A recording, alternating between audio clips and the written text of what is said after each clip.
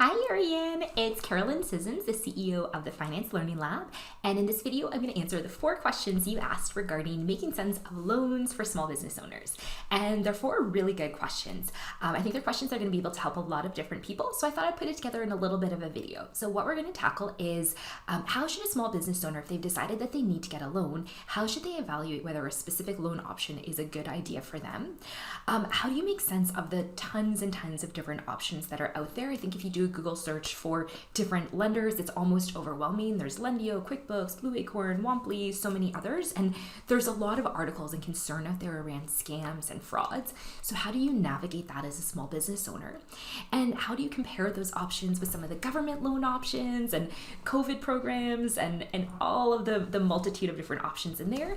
And finally, any common mistakes to avoid. And yes, there are 3 really common mistakes that small business owners make. So we'll tackle what those 3 are and what you can do to kind of avoid them. So if we kind of think through the kind of making sense of getting a loan for a small business, it is incredibly overwhelming because there's all these different steps of figuring out how much of a loan do you need, what are you going to spend it on, what provider should you get the loan from, how do you make sense of whether you're getting a good deal or not, what are the things you should be looking out for, and then also not forgetting that at some point when and how it needs to get repaid. So we're going to tackle really whenever it comes to the idea of you need a loan, but you need to think through what are the considerations for determining if it's a good loan? And broadly, I would group them in 6 categories. The first one is interest rates and fees. And that's the one that we most commonly think of, right? You're kind of comparing the percentage, and we all know that a lower percentage tends to be better because it means that the loan is going to be less costly.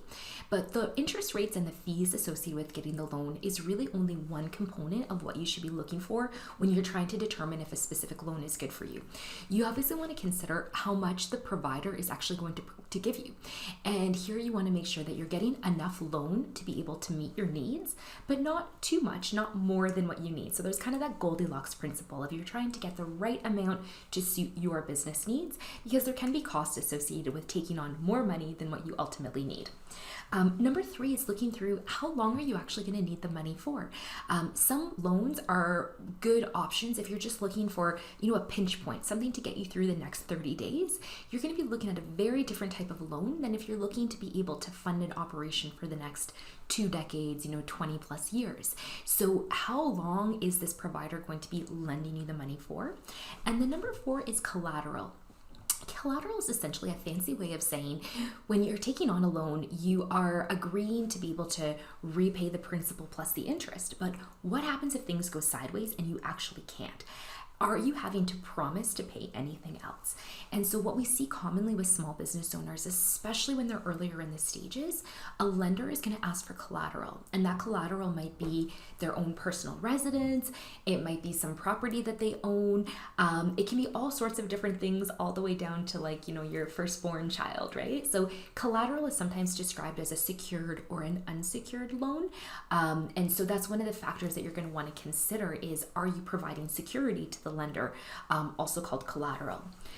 Repayment terms is something that can be unique for each and every single loan, but you're going to want to look at, does this loan come with much flexibility into the future? So if my situation changes, maybe all of a sudden I'm able to repay the loan sooner. Are there fees or penalties associated? Am I allowed to actually pay off this loan sooner? What if in the future I need to kind of defer a payment and I need to just buy myself an extra few months? Am I paying interest and principal all the way along, or is it a big lump sum? All of these different repayment terms are something that you should be considering when you're looking at the overall envelope of, is it a good loan? And then number 6 is basically all other factors. And different lenders are going to have different kind of unique one-off conditions that you might just want to be aware of. So they may have certain reporting requirements that every year or every quarter or every month, you have to produce all kinds of additional information. There may be certain restrictions they put in place on how you're going to use the money. They may require certain additional administration steps associated with your business. So you want to kind of look through that fine print and make sure that you're aware if there are some other unique factors associated with your loan. Are they something that are a good fit for you? Ultimately, whenever it comes to determining what is a good loan, it's figuring out, is this loan a good fit for you? So you're really trying to navigate all 6 of those elements and kind of marrying it up with what your business goals and dreams are, and trying to match it to make sure that it's a good loan for you.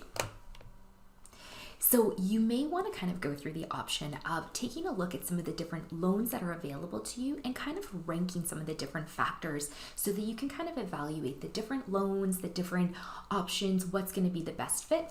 And again, you can kind of think through a lot of those different criteria we walk through. So you can kind of evaluate and say, you know what, this one here, is it better on the total amount I'm borrowing? Is it secured, unsecured?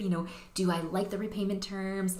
The fees and interest rates, are they fair? Are they something that are going to allow me to have a positive return? And how quickly, the speed of accessing the funds, right? So is this something that you're going to get the money, tomorrow, next week, or is it going to be 6 months until the bank or the lender releases the funds?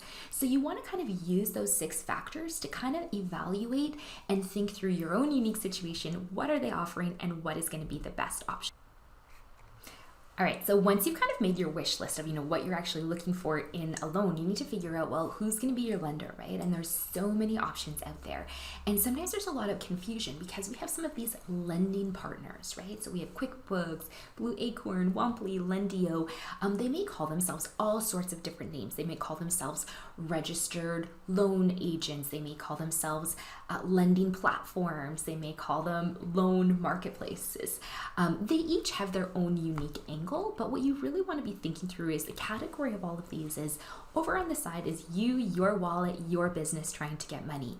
All of these other providers that we just discussed are kind of the equivalent of a middleman in between the organization or the institution that's actually going to be giving you the money. For example, the QuickBooks, the Womply, these different organizations, they're kind of trying to facilitate the process between yourself and the person or the lender that actually has the cash. They're kind of like that middleman. The most similar analogy would be if you're buying your own personal home, you may be interacting with a mortgage broker, and that mortgage broker is kind of the middleman between yourself and the various different companies that you may be getting the mortgage from. You can really think of some of these online platforms and online providers as that similar middleman type of organization. One of the things that you'll want to kind of pay a little bit of attention to is some of this concern over, are these middlemen, are these lenders legitimate? Because there's been all kinds of articles and all kinds of concern over scams and frauds.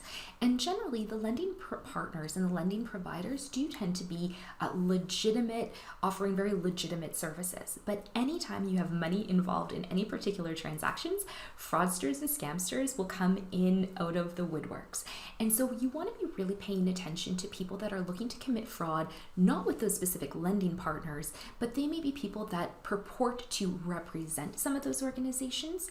Some of the other frauds have been people pretending to own a business and trying to get access to government funds, get access to different programs when they're not actually running a legitimate business. So you do always want to be anytime you're kind of seeing something that looks a little bit off to you, kind of keep your eyes and your ears open. The lending partners themselves are not going to necessarily be the person that you're worried about, but it is an area that you want to be well informed on some of the fraud sources. The SBA.gov is the Small Business Administration. It has some really good resources, particularly on the things you're going to want to watch out for on the fraud department. One kind of signal of fraud that you're going to want to pay attention to is if someone reaches out to you unsolicited of saying, hey, I'll give you all of this money, just take this other loan in the short term. Or perhaps they'll say, yep, we're going to wire you the money, just pay us this one-time upfront fee. Those are the kind of areas that you're going to want to kind of signal and trigger in your mind to say something might be off. But there's certainly some really good extensive resources on SBA.gov to be able to inform yourself on what are some of the frauds out there. So whether you decide to go with a lending partner, aka the middleman, or go directly to an individual bank or lending institution directly, there's certain acronyms that you're going to want to get a little bit familiar with, particularly in the COVID time, but just in general. Funding and loans for small business, they can come with their own lingo. So 3 in particular that are really relevant to be aware of in 2021 are SBA, PPP, and EIDL. Now, SBA is a government organization based out of the United States called the Small Business Administration. You might be looking at this and wondering, well, I'm actually, based in a different country. Why do I need to know anything about SBA or PPP and all of these different programs? These are examples that apply strictly to the United States, but if you're doing any Google searches on raising funds, or if you're kind of reaching out to different Facebook communities, chances are you're going to come across some of this terminology. So it's helpful to know what the programs are so that you can know, okay, that program applies to this government, this jurisdiction. I'm not in that jurisdiction. It does not apply to me, or it does apply to me. So that is what the SBA is. Right now, when it comes to COVID, there's two broad categories of COVID-related loans in place that small business can access. There is PPP, Paycheck Protection Program. Now, this was one that there was a lot of talk about for quite some time. Unfortunately, I'm filming this in September 2021. Applications for PPP actually closed in May of this year. So unless any new programs or new funding get introduced, at this time, there's no additional intake accepted for small business into the PPP program. There is, however, the EIDL. So the EIDL is the Economic Injury Disaster Loan, and this loan has very specific eligibility criteria and very specific requirements, but the gist of it is that your business was significantly negatively impacted because of the pandemic. And so you can find more information on EIDL and whether or not your business is eligible and what the terms associated with that would be directly on the SBA's website. The other thing you may come across is different loans and different lenders that are talking about offering SBA loans. One of the things that's really important to know is that the SBA itself is a government agency that is being the backstop on the loan, but they're not actually the one that are issuing you the money. So what does that mean? Well, it means that the SBA is partnered up with the lenders, and they're saying if the small business doesn't make good on their promise to repay the loan, the SBA is kind of guaranteeing the lender to say, if they don't pay you back your money, we will provide some guarantees in the case of default. So if you're a small business owner, you might be wondering, well, why would I care? This is kind of between a government agency and the lender. It's not between me. So as a small business owner, the reason that you care about the government-backed SBA loans is actually because the lender then takes on less risk and it becomes less costly. And they can sometimes pass those cost savings on to yourself as a small business owner. So that's where and why you might see some loans that are promoted as SBA loans. Typically, it's actually referring to some of the protections that the lender has in place with the SBA, allowing them to incur some savings, some risk reduction that then ultimately translates into lower rates or more preferable terms to yourself. So now you kind of have a little bit of a handle on who are all of these online people and what is all the government lingo and where should I be going.